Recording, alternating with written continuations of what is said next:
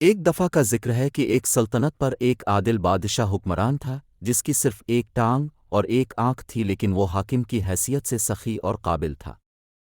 ایک دن اپنے محل کے دالان میں بیٹھے ہوئے بادشاہ نے دالان کے ساتھ اپنے آباؤ اجداد کی تصویریں دیکھیں۔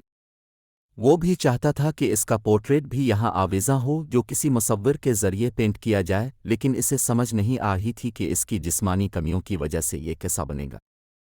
بادشاہ نے تمام ریاستوں کے مصوروں کو بلایا اور پوچھا کہ کون اس کی خوبصورت تصویر بنا سکتا ہے۔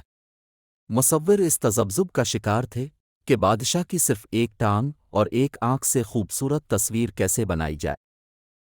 تمام مصوروں نے شائستگی سے بادشاہ کی پینٹنگ بنانے سے انکار کر دیا۔ بادشاہ کافی افسردہ ہوا، لیکن پھر اس کے بعد ایک دن ایک نوجوان پینٹر آگے آیا اور بادشاہ کا ایک خوبصورت پورٹریٹ بنانے کی حامی بھری۔ کچھ دنوں کے بعد نوجوان مصور نے دربار میں اس تصویر کی نقاب کشائی کی جس میں بادشاہ گھوڑے پر اس رخ سے بیٹھا تھا، ایک ٹانگ اور چہرے کی ایک سائڈ دکھائی دے رہی تھی۔ پینٹنگ میں بادشاہ کی جسمانی کمی کا کوئی نشان نہیں تھا۔ بادشاہ یہ دیکھ کر خوش ہوا کہ مصور نے بادشاہ کی مثبت خصوصیات کو تخلیقی طور پر پیش کیا لیکن کمیوں کو اجاگر نہیں کیا۔ نتیجہ، کسی کی خامیوں پر زور دیے بغیر اس کے مثبت پہلوؤں کو دیکھیں۔